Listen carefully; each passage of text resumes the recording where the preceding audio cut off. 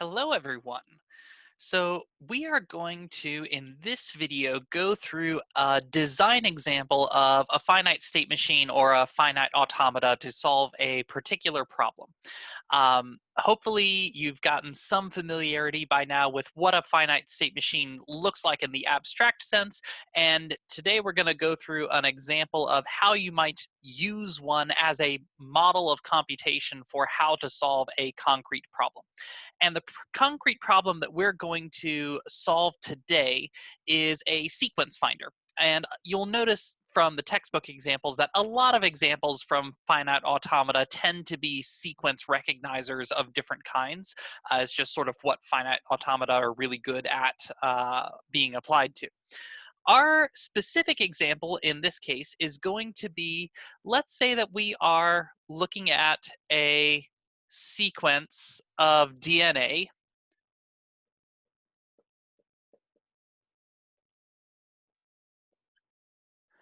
And what we would like to do is, given some input sequence of DNA, our specific task is going to be to look and find some subsequence or some subsegment in this sequence of characters. Specifically, we want to build a finite state machine, an algorithm, uh, using the finite state machine as a model, that will recognize whether a sequence contains the pattern CCAT. That's a somewhat arbitrarily chosen target that makes the finite state machine at least a little bit interesting. And for this specific example, we might just visually look through and say, well, yes, this sequence does contain it. It is right, not there, off by one. It is right there. So yes, this sequence does contain that subsequence.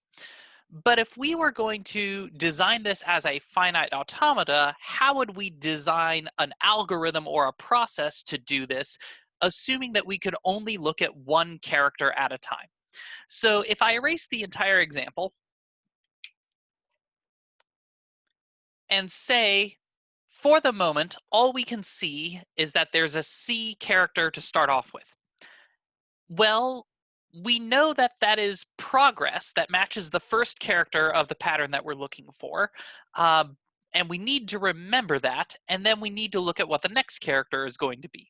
Well, if the next character is something like T, then we need to go back to the beginning. This is not getting us anywhere towards the pattern that we are looking for originally. So we're basically restarting from scratch, assuming that we haven't seen anything worthwhile yet.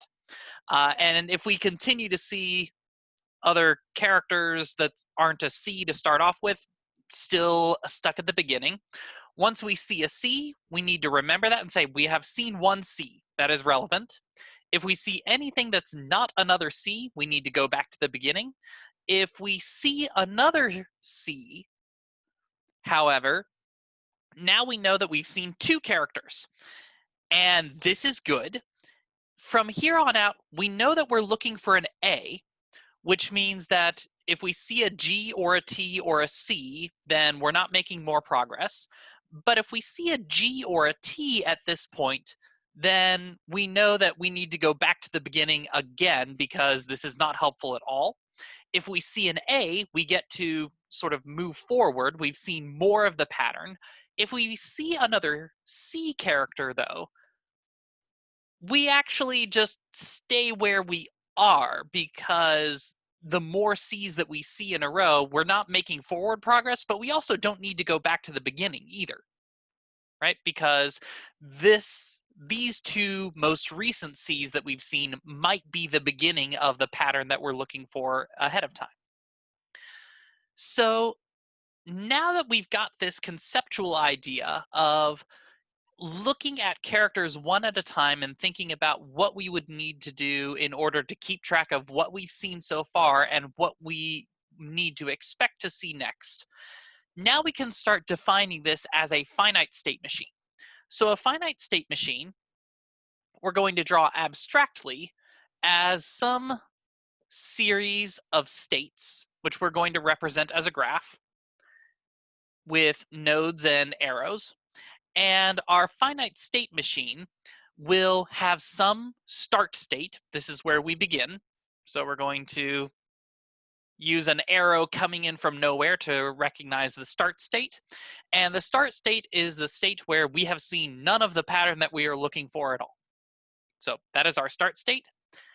We will arbitrarily call this state X. From there, we need to start recognizing how many characters of the pattern have we seen so far. So we know that we're going to eventually want a forward sequence that says, well, if we have seen nothing, then if we see one C character, we should go to another state. And the fact that we're in a new state means that this state remembers that we've seen, it effectively means that we've seen one C character.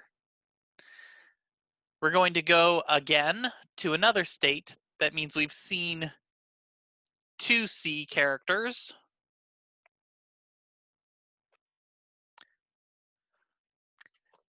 If we, X, Y, Z, we'll give this a W. If we've seen an A, then we say this state means that we've seen the pattern CCA. And then if we're in the state where we've seen CCA and the next input is a T, then we are at what we're just going to call the done state. It means that we have in fact seen the pattern, and we'll note that specifically to say, in this state, we will output a true result because it doesn't matter what happens afterwards. The string that we were looking at does indeed contain this substring that we were looking for. Now, to complete this finite state machine, we do have our states. We have some of our transitions where we say, if we're in this state and we see this particular input, then we transition into that state. But in order to complete the specification of the finite state machine, we need to make sure, according to the formal definition, that we have a single start state, which we do. It's the one indicated by the arrow coming from nothing. We have one or more or some set of accept states, states that determine that, yes, this is a valid input. We do indeed have one of those. And then we need to make sure that for every state, we specify for every possible input what is the next state. So here we know that if we're looking for this sequence, we know that these are going to be the transitions that sort of move us forward in the sequence. But we need to specify what happens for the other characters when we haven't seen the correct thing. So in this case, I'm going to simplify it and remind us that, well, when we were in our initial state, we want to look for a C character to start us off with the pattern. Anything else is not helpful. So normally you might need to write this as 3 separate arrows that says if we're in this state and we see a G or an A or a T, then our next state is the same state we were in just there. Okay. For others, you might find something similar. For Y, if we've seen one C character and we see anything other than another C character, then we need to go back to X. I'm going to simplify this and label this one arrow with multiple inputs to say, treat this as like for each one of these inputs, this is going to be the next state as a simplification. Now, if we've seen 2 C's in a row, then in this situation, we are looking for an A to move us forward. If we don't see an A, the other possibilities are G and T. If we see either one of those, we need to go all the way back to the beginning. But if we see another C character, actually, we don't want to go anywhere, as we mentioned before. We want to just loop around and say, we're going to stay in this state so long as we continue to see C characters, and then we'll see if we can find an A to move us forward. Okay? From there, we've got W, state W, which means that we've seen C, C, A. From there, if we see a T, we're at the done state. If we see another A or a G, we have to abort the whole thing. We haven't seen anything worthwhile, and we need to go all the way back to the beginning. So this would be for either a G or an A character. And then finally, we need to say, well, if we're in this state and we see a C character, what does that look like? Well, it doesn't help us move forward in the pattern because we were looking for a T, we didn't see the T, which means we need to go back.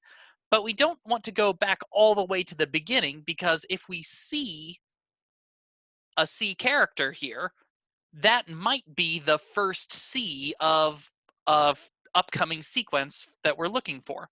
So this character is going to take us back to the state Y, which signifies that we have seen a single C character. Okay? And then once, in this case, once we're in the done state, any input is going to take us back to that done state, because in this case we were only looking for, does the string contain this subsequence or not. Okay, so this is an example of how you would design a finite state machine to solve a particular problem, or in this case recognize a particular sequence. Okay, so hopefully this is a concrete example of how you might come up with something like this. We're going to carry this example forward in thinking about, well, the real world. If this was a problem that you actually needed to solve, how would you start translating this into a real computation that a machine can actually execute? And we'll get to that in the next video.